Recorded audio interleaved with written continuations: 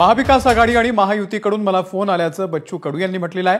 उद्या निकालानंतर आपण पुढचा निर्णय घेणार असल्याचंही बच्चू कडू यांनी म्हटलेलं आहे। त्यामुळे बच्चू कडू यांचा पाठिंबा नेमका महाविकास आघाडीला असेल की महायुतीला असेल या संदर्भात सध्या चर्चा रंगू लागलेली आहे। महाराष्ट्र विधानसभेसाठीचे उद्या निकाल लागतायत आणि त्यानंतर महाराष्ट्रामध्ये महाविकास आघाडी की महायुती सत्तेत येणार या संदर्भात सध्या राजकीय वर्तुळात जोरदार चर्चा सुरू आहे। या संदर्भातच बोलण्यासाठी प्रहार संघटनेचे प्रमुख बच्चू कडू आपल्या सोबत आहेत।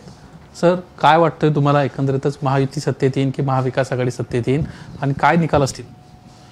मला वाटतं अजून काही असं हे करता येणार नाही। एक्झिट पोलमध्ये आणि प्रत्यक्षात येणारा निकाल हा खूप फरक राहील। असं काही लाट नाही आहे महाराष्ट्रात, युतीची नाही महाआघाडीची पण नाही आहे।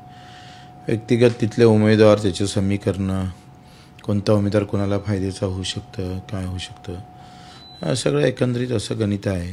म्हणून आज जरी मला नाही वाटत का एक्झिट पोल हे यंत्रणेकडून किंवा कार्यकर्त्याच्या तोंडातून आलेल्या गोष्टी आहे।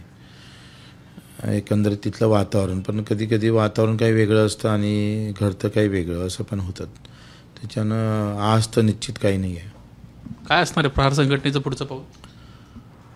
मला वाटतं आम्ही सगळं एकंदरीत चित्र पूर्ण हे झाल्याशिवाय समोर येऊ नये आणि काही महत्त्वाचे मुद्दे आहे, शेतकऱ्यांचे मुद्दे आहे, मजुरांचे आहे, दिव्यांग बांधवांचे आहे, या सगळ्या बाबतीत आम्ही मुद्द्यासोबत बांधिलकी आहोत आणि जिथे मुद्दे साकार होईल व्यवस्थित आणि वेळ आलं तर आम्ही अपक्ष आणि लहान पक्ष एकत्रित मूठ बांधण्याचा आम्ही प्रयत्न करतो।